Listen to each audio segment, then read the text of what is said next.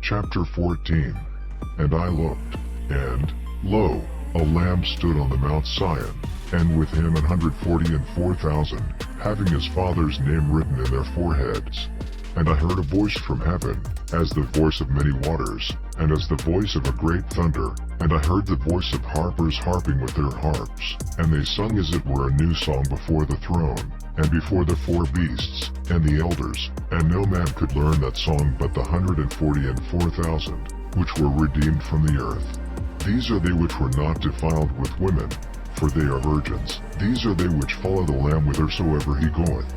These were redeemed from among men, being the firstfruits unto God and to the Lamb. And in their mouth was found no guile, for they are without fault before the throne of God.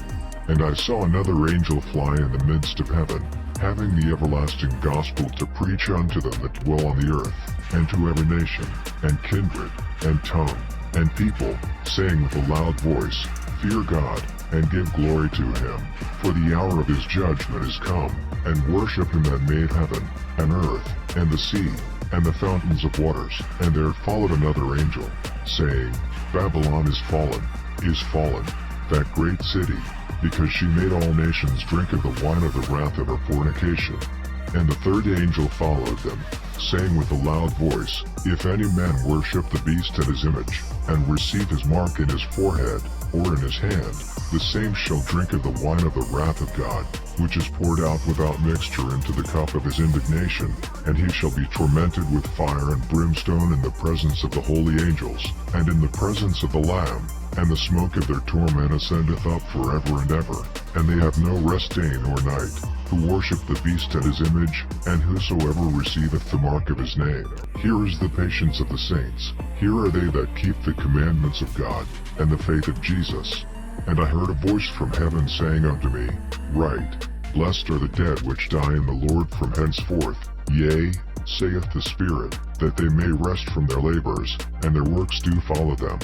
And I looked, and behold a white cloud, and upon the cloud one sat like unto the Son of Man, having on his head a golden crown, and in his hand a sharp sickle. And another angel came out of the temple, crying with a loud voice to him that sat on the cloud, Thrust in thy sickle, and reap, for the time is come for thee to reap, for the harvest of the earth is ripe.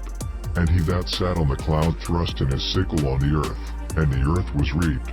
And another angel came out of the temple which is in heaven, he also having a sharp sickle. And another angel came out from the altar, which had power over fire, and cried with a loud cry to him that had the sharp sickle, saying, Thrust in thy sharp sickle, and gather the clusters of the vine of the earth, for her grapes are fully ripe.